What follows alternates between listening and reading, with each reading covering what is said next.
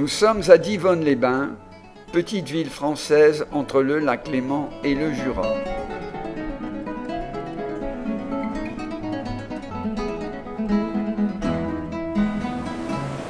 Il y a de l'eau en abondance, fournie par de nombreuses sources connues pour leur fraîcheur et leur qualité.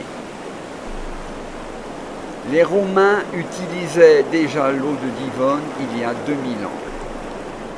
Le nom Divonne provient probablement du gaulois, car Divona signifie eau divine ou source sacrée.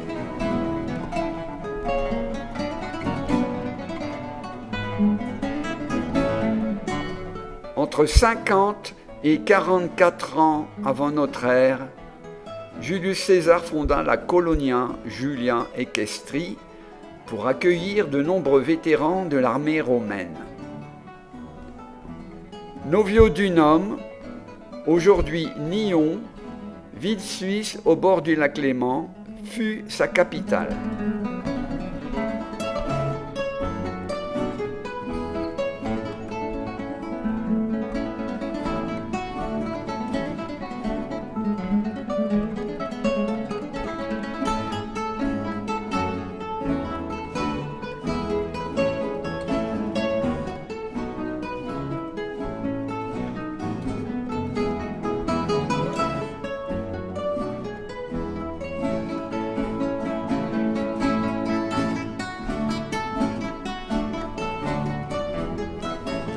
Au cours du 1er siècle après Jésus-Christ, un aqueduc souterrain a été construit pour alimenter Nyon en eau potable.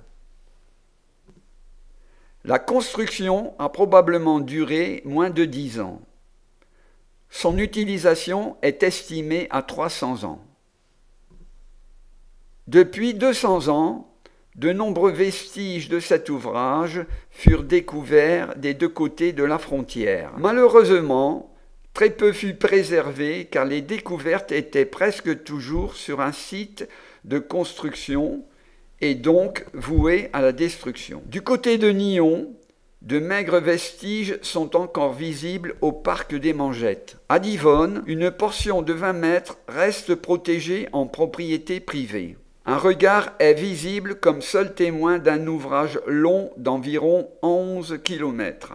En 2001, 100 mètres refirent surface pendant la construction d'immeubles, avenue du Jura à Divonne à la Charmeraie. Un tronçon de 40 mètres fut démonté pierre par des volontaires et déposé sur un terrain municipal en attendant sa reconstruction sur un rond-point de Divonne. Il est bon de se rappeler que pour cette reconstruction, un important budget fut voté lors d'un conseil municipal en 2004. En cette année 2012, 140 mètres d'aqueduc furent découverts sous un nouveau chantier immobilier au Grand Champ à Divonne. Ce long tronçon a permis de découvrir 3 regards situés à 42 mètres d'intervalle les uns des autres. Jusqu'ici, la distance entre 2 regards n'était pas connue. Un regard permettait d'accéder dans l'aqueduc pour l'entretien intérieur de la canalisation. Des fouilles ont été réalisées par la société d'archéologie privée Hadès à la demande du service régional d'archéologie de Lyon. Les archéologues ont trouvé quelques dalles en terre cuite sur le fond du canal. Ce mode de construction a déjà été constaté en plusieurs endroits, notamment en Suisse.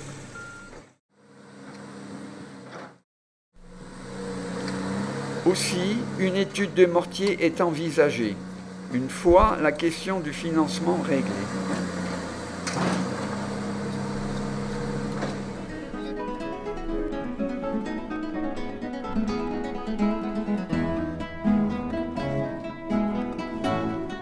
Il est regrettable, encore une fois, qu'il n'était pas prévu la mise en valeur d'une portion de ces 140 mètres d'aqueduc.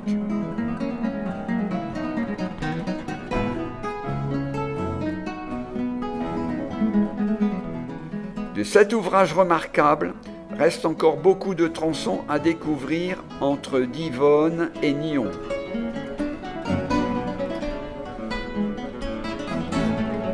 Nous attendons avec impatience la prochaine mise à jour et sa mise en valeur.